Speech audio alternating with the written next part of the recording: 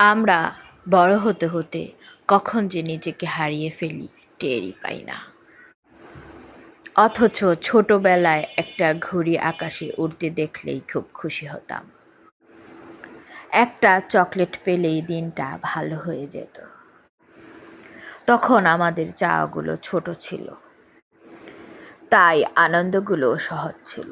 এখন বড় হয়েছি, আমাদের চাওয়াগুলো বেড়েছে, আমাদের ভয় বেড়েছে।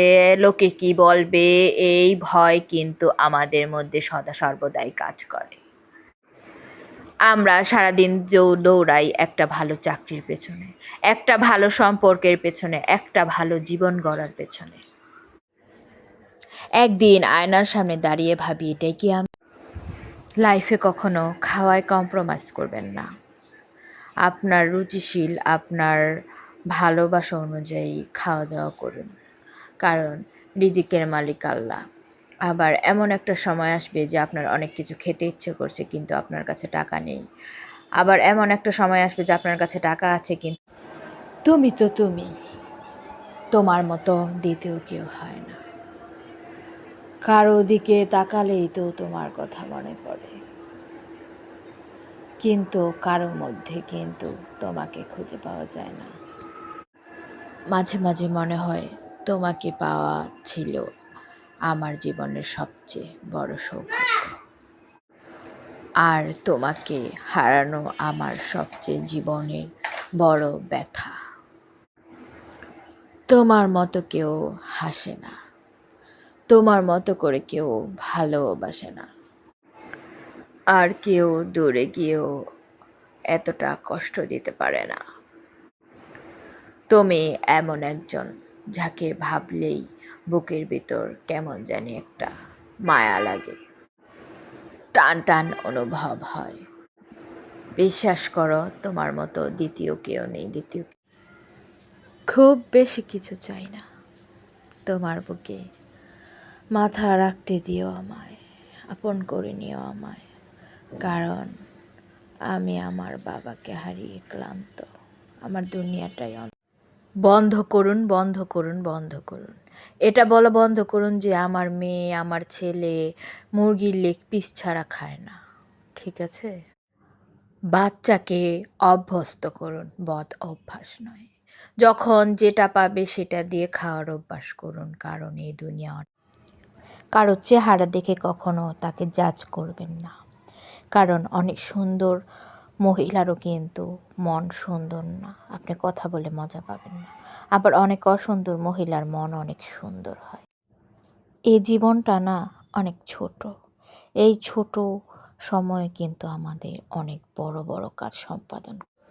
আমরা সুন্দরের পূজারী, কিন্তু ধবল রোগী দেখলে আমরা দূরে সরে যাই, তার সাথে ঘেঁষতে চাই না, কথা বল। এত সুন্দর ঝর্ণা, এত সুন্দর একটা ঝর্ণা যেটা অসুন্দর কর্ণের কোনো কথাই না।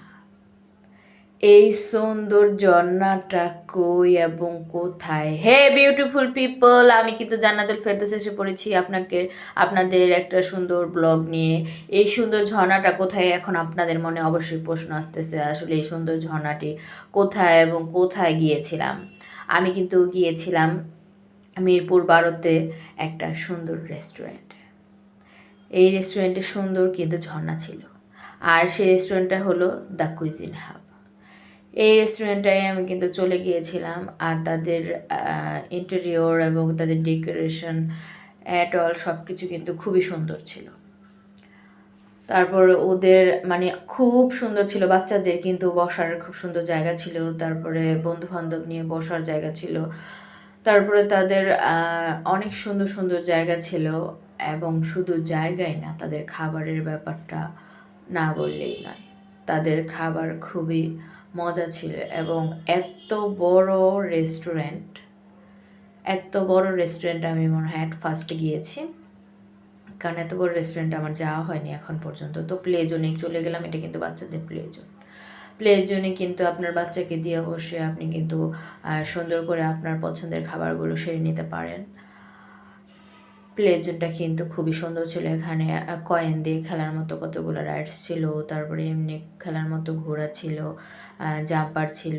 তারপরে কিন্তু আমি বাহির হয়ে গেলাম, বাহিরের পরিবেশটা কিন্তু একদম সুন্দর। এই যে আমার ছেলে আর হলো আর একটা মামনি সুন্দর জাম্প করছিল। তারপর ওদের ডেকোরেশন, উফ, অস্থির একটা ডেকোরেশন করেছে দ্য কুইজিন হাব।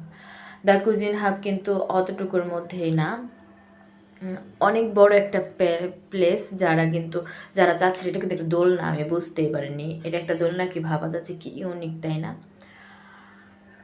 আর যারা চাচ্ছেন যে আমরা একটু সুন্দর মনোমুগ্ধকর পরিবেশে বিয়ের অনুষ্ঠান করব, তাদের জন্য কিন্তু একটা খুবই সুন্দর একটা অপশন দ্য কুইজিন হাব। যারা মিরপুরের বাসী আছেন, যারা মিরপুরের আশেপাশে আছেন, তাদের জন্য কিন্তু খুবই সুন্দর একটা জায়গা। এ পুরোটা জায়গা এত সুন্দর, সামনে দেখতে পাচ্ছেন বিয়ের স্টেজ করা। এখানে কিন্তু অনেক সময় বিয়ের অনুষ্ঠান হয়, জন্মদিনের অনুষ্ঠান হয়, সুন্নতে খাতনা হয়। তো যারা আপুরা ভাইয়েরা চাচ্ছেন যে না আমি শোনো আমার অনুষ্ঠানটা এখানে করব, তাদের জন্য কিন্তু একটা বেস্ট অপশন। আর এই যে ওদের জুস কর্নারটা খুবই সুন্দর ছিল, ওখানে ice cream, juice, cold drinks, each and everything ছিল। যা আপনারা চয়েস করেন ওখান থেকে পারচেস করতে পারেন। আর এখানে দেখেন মানে ওদের প্রত্যেকটা কোণা এত সুন্দর ছিল, জাস্ট অস্থির, আমি তো অস্থির হয়ে গেছি। এখন আপনারাও কিন্তু যেতে পারেন, এটা কিন্তু মিরপুর 12-তে পড়েছে। ওদের মানে এক একটা কর্নার খুবই সুন্দর, মানে আমি কি বলবো, মানে বলার ভাষা নেই। তারপরে খুব সুন্দর ওদের এইগুলা। তারপরে আপনি কি বলে বাচ্চাদের নিয়ে খুব সহজে যেতে পারেন, খুব বড় প্যালেস, ওরা কিন্তু যে খুব আনন্দ বোধ করবে। ওদের প্রত্যেকটা জায়গা খুব গোছানো। আপনি যদি বসে কি বলে সুন্নতিভাবে বসে খাওয়া দাওয়া করতে চান, তারও কিন্তু ব্যবস্থা আছে।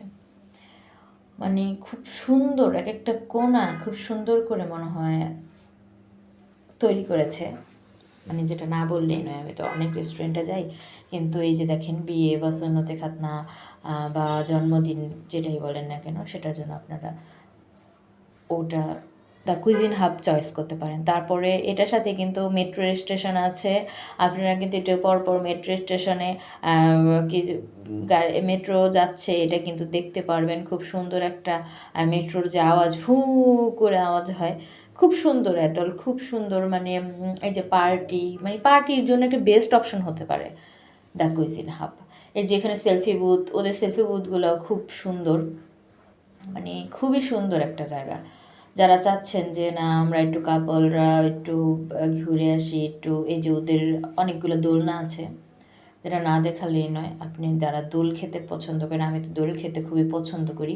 ছোটোবেলায় আমি অনেক দোল খেয়েছি, কিন্তু এখন আমার দোল খাওয়ার অভ্যাসটা যায়নি। এখন আমার মনে হয় যে আমি সারাক্ষণ দোল খাই। তারপরে ওদের এখানে কিছু কেনার ব্যবস্থা আছে, এই যে বাচ্চাদের গাড়ি, তারপর বাচ্চাদের যে জিনিসপত্রগুলো বাচ্চারা পছন্দ করে, ওদের ওইটারও একটা কর্নার আছে।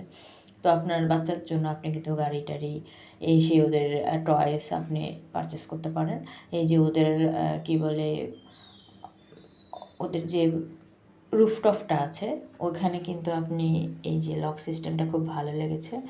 তারপরে এই যে ওদের মানে এক একটা